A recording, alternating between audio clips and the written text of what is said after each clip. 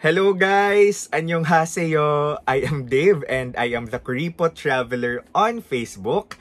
At dahil Kuripot tayo, gusto ko rin i-share sa inyo yung best tip para makatipid tayo sa ating mga travels. Imagine in Korea, gumagastos lang ako ng around 30 to 35k. Best tip that I can offer is to book ahead. Yes, book ahead. Kung may mga activities and items na pwede na tayong i-book online ahead of our trip, then gawin na natin to. Kasi definitely, mas makakatipid tayo, mas makaka-discount tayo kapag binubook na natin itong activities and items before our trip online. Personally, I book always sa Klook. Kasi mga discounted na yung mga activities and items doon. And minsan, may mga promo code. And may promo code din ako guys na pwede nyong magamit sa any bookings ninyo, whether Korea or other countries man or dito sa Philippines. Dave Gino, tapos makaka 5% off kayo sa any of your bookings. For today's video guys, i-share ko sa inyo yung mga must-buy items kapag magta-travel kayo sa Korea. Ito yung mga items na pwede ninyong mabili sa Klook. Ilalagay ko yung mga link sa baba sa comment section para mabili nyo kung magta-travel kayo papuntang Seoul. Number 1 item is the Discover Seoul Pass. For me, this is the best. This is the most sulit purchase. Most of the Klook items naman ay pwede ninyong ma-claim via airport. Itong Discover Seoul Pass, isa siyang card na pwede nyo rin na magamit bilang T-Money card. So yung T-Money card, ito yung transportation card sa Korea. So ito yung tinatap nyo lang sa mga bus, sa subway station, and pwede nyo rin magamit paluran para makabili sa mga convenience stores. Aside from being a transportation card, pwede kayong makapasok sa 70 plus attractions or mag-activity, 70 plus activities and attractions in Seoul. Ganyan siya kasulit. Nagamit ko siya sa Lotte World. So Lotte World nasa 1,700 siya. 1,700 pesos kapag ibubuk mo siya separately. Pero syempre kapag may Discover Seoul Pass tayo, yung binili ko ay valid for 24 hours. Nasa around 2,000 siya. Tapos meron naman valid for 48 hours. Tapos meron din valid for 3 days. Ayun. So depende sa inyo kung paano nyo isa-strategize o pagkakasyahin yung different activities in 1 day, for example, in 24 hours. So ako, nagamit ko siya for Lotte World, Han River Cruise, as an AREX Pass. Kasi pwede nyong maklaim pwede kayong makaklaim via this Discover Seoul Pass ng AREX one-way ticket papunta sa Seoul. So ganun siya kasulit for me yung Discover Seoul Pass. At ang dami pang iba na pwede nyong paggamitan ng Discover Seoul Pass. Sa different palaces in Seoul, pwede nyong magamit yung Discover Seoul Pass. Mga museums, ganyan, at marami pang iba. So super sulit itong Discover Seoul Pass. And of course, it's important to stay connected in South Korea, kaya kailangan natin ng SIM card or pocket wifi. Personally, I prefer SIM cards kasi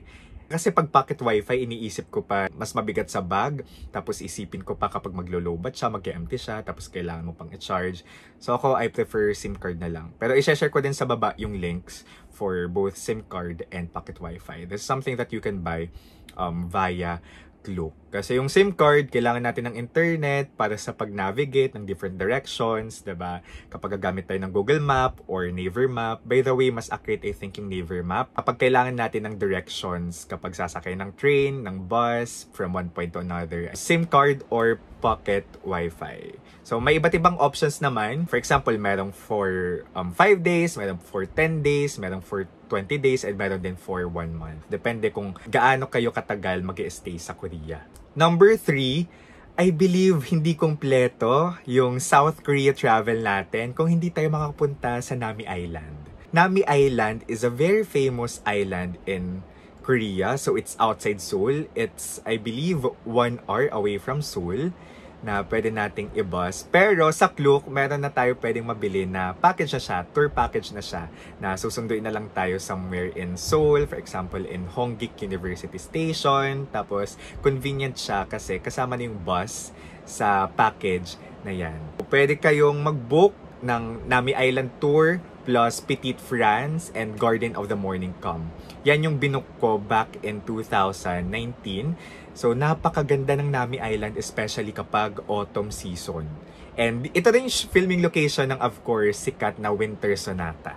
So kapag winter din kayo magpupunta doon, magpaka main character kayo doon, 'di ba? Magpaka Winter Sonata kayo. And of course, yung Petite France, ang ganda din. Very European yung vibe sa loob. Tapos may mini Eiffel Tower doon sa Petite France. Petite or Petit? Filming location din ito ng My Love from the Star, Secret Garden, tapos yung Garden of the Morning Calm na super daming flowers. And ang ganda din kapag spring season, I believe, and autumn season, Taglagas, kasi very colorful yung Garden of the Morning Calm. And filming location din ito ng Love in the Moonlight. So itong tatlong to ay filming location ng maraming K-drama. These 3 places in one package, kaya naman siya sa Klook. Number 4, it's really nice to explore outside Seoul. Last year, outside Seoul, nagpunta ako sa Busan.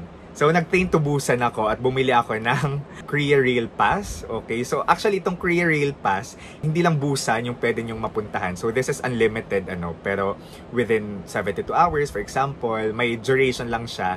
Depende kung ano yung pipiliin ninyo. Pero yung akin, 2-day na validity ng unlimited pass. So, it was a real experience of train to Busan. Wala namang zombie, guys. Ang ganda kasi napakabilis. I think it was about 2 hours and 30 minutes from Seoul to Busan. Yung bullet train nila. Kung gusto ninyong maka-experience ang bullet train, then i-go nyo yung Korea Rail Pass. One of my best experiences in Korea talaga was in Busan. It's a laid-back city, pero ang daming pwedeng gawin. And may dagat. So, I love Busan. Try nyo din lumabas ng Seoul. Okay? And number 5, itong number 5, actually, never ko siyang nabook, pero na-discover ko lang to after ko mag-Korea nung May. Ito yung pub crawl rather. So, kung kayo ay adventurous at night, diba? Mahilig kayo sa nightlife, night person kayo, night owl, pwede kayong bumili nitong pub crawl ticket or pub crawl pass. Pwede kayong makapasok sa 3 different bars or clubs with 3 free shots, tapos 1 free drink. I think it's more fun talaga kapag you're in a group, diba? You're meeting new people. So, nababasa ko sa reviews na this is a nice way, yung pub crawl, to meet your fellow travelers, new people, to make friends. So, itong pub crawl. So, ito yung 5 must-buy items para sa inyong susunod na Korea trip.